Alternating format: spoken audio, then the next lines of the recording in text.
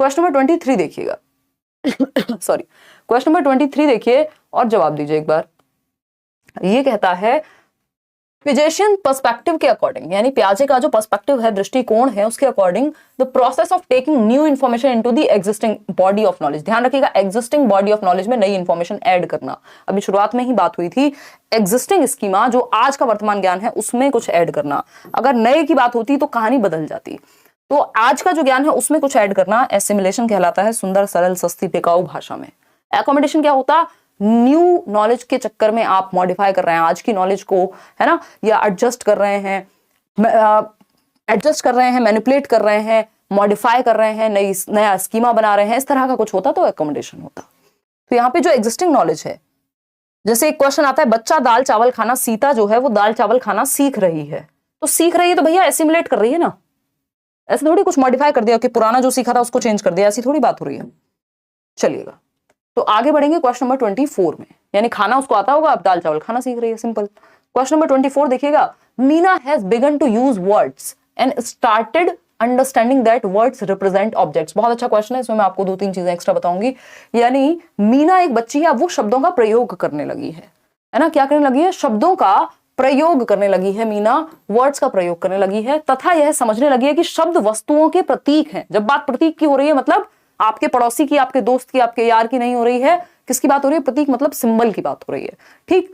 तो अगर हम बात करें यहां की जो ऑब्जेक्ट्स को रिप्रेजेंट करते हैं कुछ वर्ड्स, यानी वर्ड्स प्रतीक हैं किसी एक चीज के, दर्शा रहे हैं किसी एक चीज को, यानी पेन, पेन दर्शाता है इस पेन को, ठीक।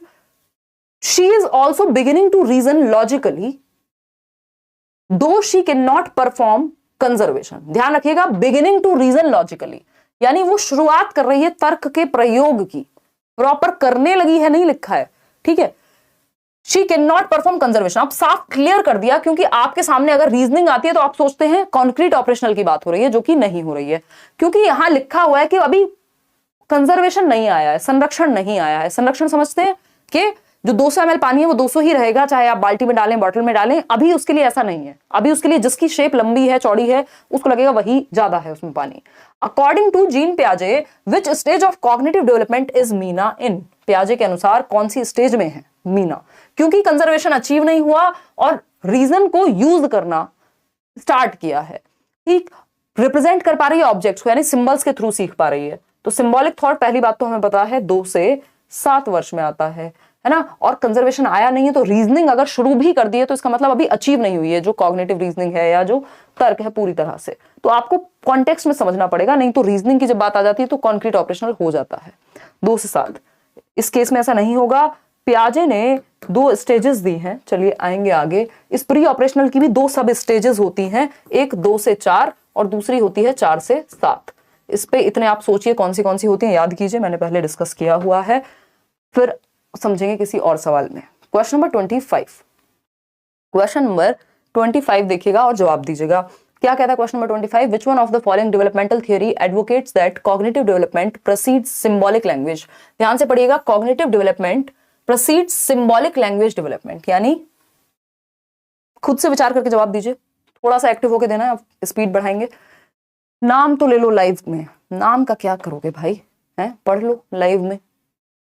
आपके कहने पे कोर्स किया था मोहित सर की क्लास में, मोहित सर, अच्छा तो पढ़ो तो सही भाई, फिर से पढ़ो, समझो ना उस चीज को। अगर कोई कॉन्सेप्ट क्लियर नहीं हुआ है तो मतलब ये करोगे कि बाकी टीचर्स देख के समझने का प्रयास करो। पहले एक बार बताओ मुझे, मोहित सर के बारे में चर्चा कर लेंगे, देख लेंगे आपको कहाँ समस्या है। देखिएगा, मोहित सर हमारे यहाँ कौन से मोहित सर पढ़ाते हैं, मैं तो यही नहीं सोच पा रही हूँ, पता नहीं कुछ भी बोल देते हैं। सिंबल्स भाई 2 से 7 वर्ष प्री ऑपरेशनल स्टेज में आते हैं, इस पे कंफ्यूज होना ही नहीं है, ये बिल्कुल फैक्ट है। सिंबॉलिक थॉट जो है वो 2 से 7 वर्ष में आएगा, बाद में रहेगा लेकिन वो आएगा 2 से 7 में ही। आज भी आप सिंबल्स का प्रयोग कर पा रहे हैं, लेकिन वो आया कब था, 2 से 7 में आया था।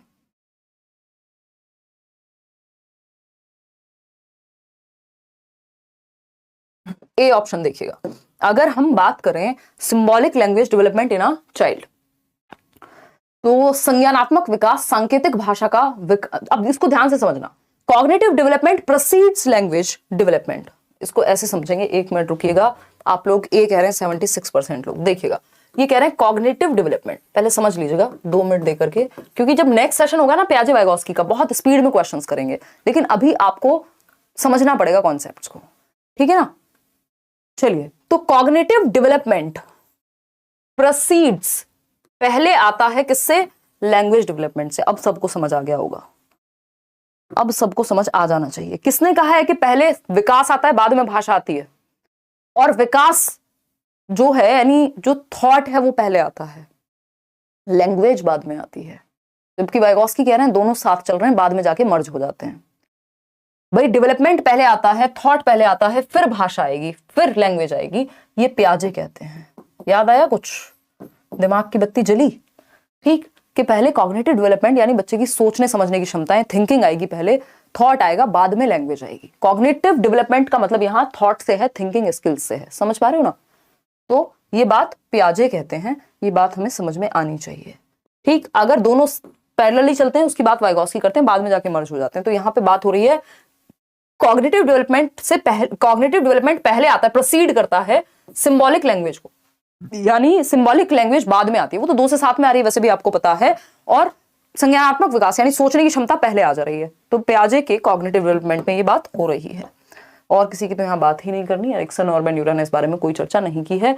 ZPD किसके द्वारा दिया गया है, आंख बंद करके उत्तर लगा दीजिए, विद इन सेकेंड्स इसका जवाब दीजिए, इस पे समय व्यर्थ नहीं करेंगे। समीपस्थ विकास का क्षेत्र, इसको जोन ऑफ पोटेंशियल डेवलपमेंट कह सकते हो, कि बच्चे में पोटेंशियल है, उसमें संभावना है विकसित होने की, यानी आपके अंदर आपने पेपर दिया सीटेट, क्लियर नहीं हुआ, बट संभावना है आपके अंदर कि वो आप क्लियर कर सकते हो। 60 नंबर आ रहे हैं, और पढ़ना है, अच्छे से जानना है, अपने पोटेंशियल को बढ़ाना है, प्रॉक्सिमिटी को बढ़ाना है, संभावना को बढ़ाना है, मोर नॉलेजेबल अदर का प्रयोग करके। वो मैं हो सकती हूँ, वो कोई आपका दोस्त हो सकता है, इसका फोल्डिंग लेनी है, हेल्प लेनी है। हेल्प क्या है, प्रोसेस है। मैम क्यों, कोई व्यक्ति है, टेक्नोलॉजी हो सकता है।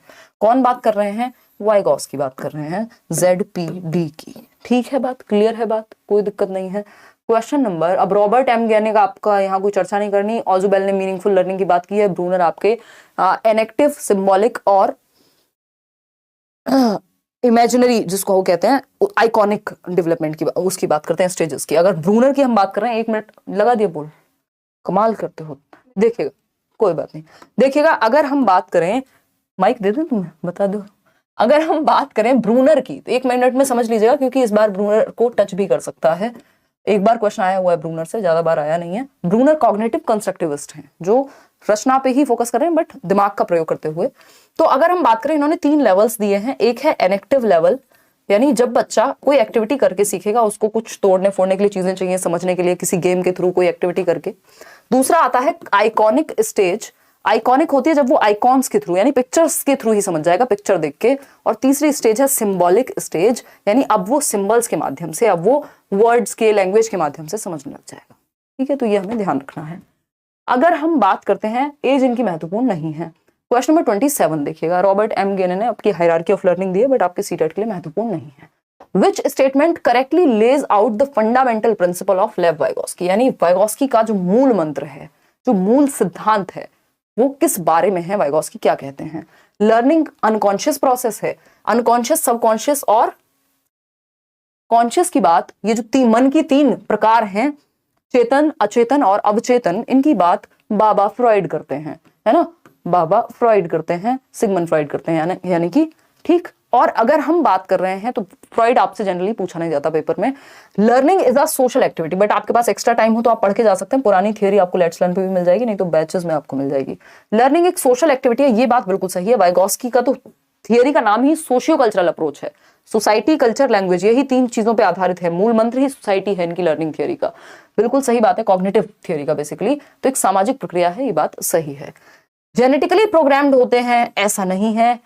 जेनेटिक्स का ज्यादा रोल पियाजे बता रहे हैं, बट वो भी ये नहीं कह रहे कि टोटली जेनेटिकली प्रोग्राम्ड है। डिसकॉन्टिन्यूअस तो हो ही नहीं सकती, इनके अकॉर्डिंग कॉन्टिन्यूअस है।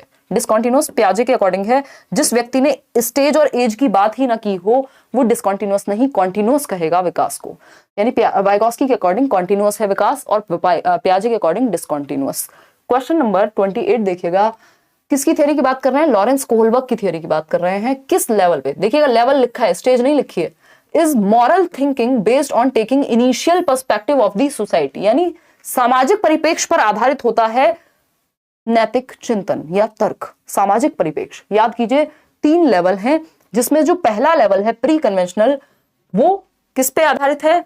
किसी पे आधारित नहीं है, आउटसाइड चीजें हैं, जीरो मॉरलिटी होती है, व्यक्ति की खुद की कोई मॉरलिटी नहीं होती। यहाँ सोसाइटी कुछ नहीं, बस पनिशमेंट से बच जाए बेचारा और उसका खुद का फायदा हो जाए, थोड़ा खाने पीने को मिल जाए, कुछ काम करने के बदले मतलब घर में अगर वो कुछ उठा के रखे या किसी के साथ टिफिन शेयर कर लिया, लंच अपना, तो कहेगा अगले दिन मेरे साथ भी करो। वो सेल्फ इंटरेस्ट देखता है दूसरी स्टेज में, पहली में पनिशमेंट से बचता है। ये है कन्वेंशन से। कन्वेंशन मतलब परंपराओं से। परंपराएं कहाँ होती है? समाज में। तो सोसाइटी से पहले की स्टेज प्री कन्वेंशनल है, जब उसको कुछ पड़ी नहीं है सोसाइटी की, जीरो मॉरलिटी है उसकी खुद की। ठीक। कन्वेंशनल लेवल है पारंपरिक यानी ट्रेडिशनल। ट्रेडिशंस कहाँ होते हैं? परंपराएं कहाँ होती है? सोसाइटी में। तो कन्वेंशनल लेवल पूरी तरह से सोसाइटी पे बेस्ड होता है, जो सेकंड लेवल है, जिसमें गुड बॉय गुड गर्ल और लॉ एंड ऑर्डर की बात होती है। तो ये पूरी तरह से सोसाइटी बेस्ड है यहाँ पे मॉरलिटी बच्चे की। और थर्ड जो पोस्ट कन्वेंशनल है वो सेल्फ चोजन प्रिंसिपल्स पे आधारित है।